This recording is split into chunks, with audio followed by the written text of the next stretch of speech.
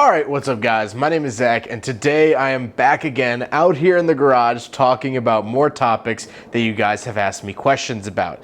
Today I am talking about probably the top question I get in my Instagram DMs, and that is, Zach, should I buy an Rx-7 as my first car?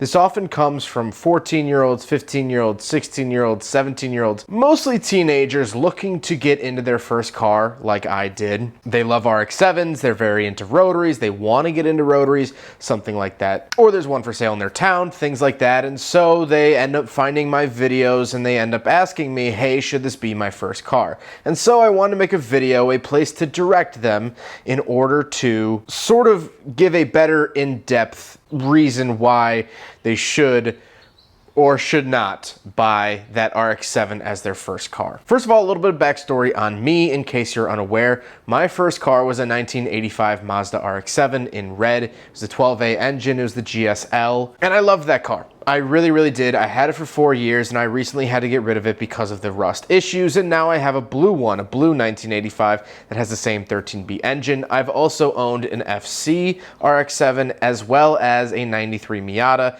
if that means anything to you. And I'm 23 years old, so I've done all of this before hitting my mid-20s, really. And that's not a flex because I don't think I've ever paid more than $2,500 for a car, at least any of those cars.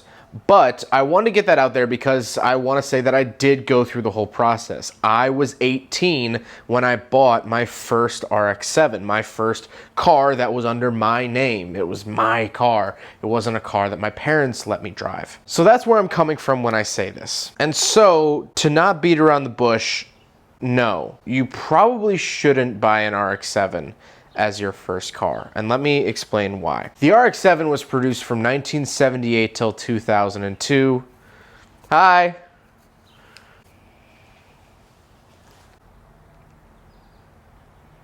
But it stopped being imported here in the US in 1995. So for the US's sake, we have 1978 till 1995 to work with. That means that the newest car, the newest Rx-7 you could possibly own is a 1995 Mazda Rx-7. I guess now you could import a 1996, but still, that's 25 to 26 years old for the newest Rx-7 you could buy. The newest, that's the top of the line, that's the freshest off the boat, is 26 years old. And now the first gens are entering their 40s. Their 40s. My car is 36 years old. They're no longer a spring chicken. They're getting up there in age. And what comes with age is a lot of issues.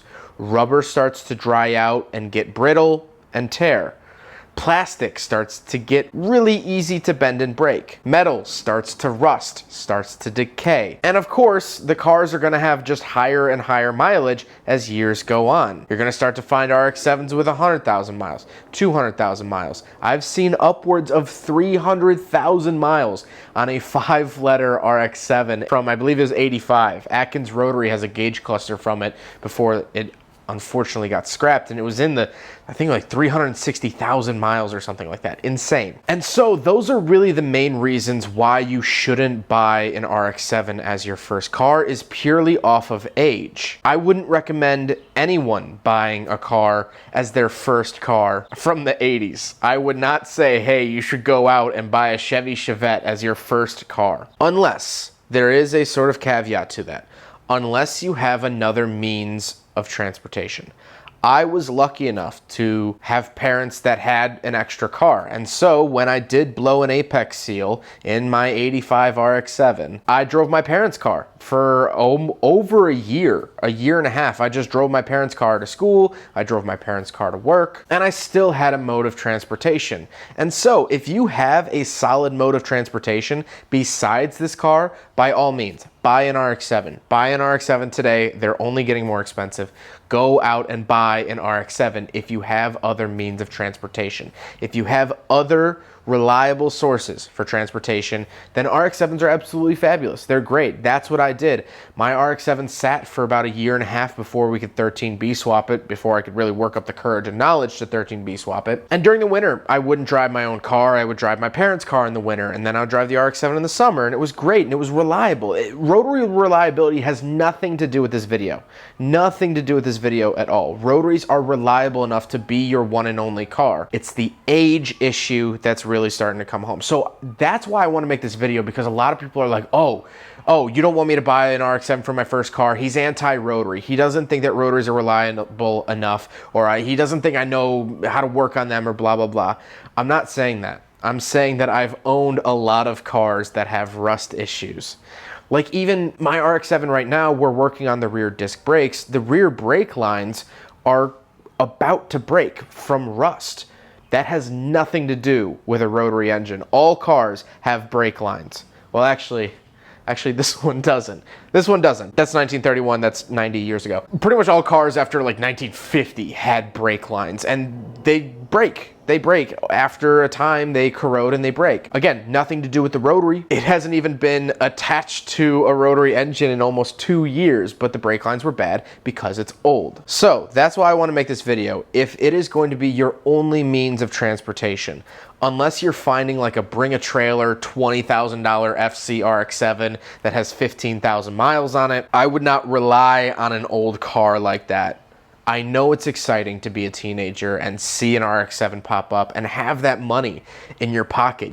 I saw my red one pop up and it was $2,500 and I had $3,000 to my name, and I held it there with both hands and I was like, give me an RX-7. And it ended up working out, but that was because I had other means of transportation. There was one night I was in my garage and the RX-7 was my only car at the time, and I was in this very garage and I was trying to get the starter motor off because the starter motor went out, and I didn't really understand bump starting all that much at the time, and I didn't want to bump start because it was the middle of the winter. And I remember the fear and the guilt and the anxiety mostly of having to get this car fixed in order to get to school the next day, in order to get to work after school, in order to just get places. I had to fix my car, and that's not a good feeling you want to have in your life. It's super fun having the RX-7 now because the RX-7 hasn't ran in 2 years, and it's fine. I have another car. I get around to the places I need to go. I still go out to dinner. I still see friends.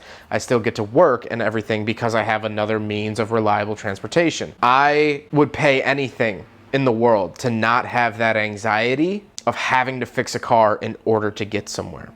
So my recommendation to you is that if it's going to be your only means of transportation, you cannot borrow a parent's car, you cannot borrow a spouse's car, you cannot borrow anyone else's car.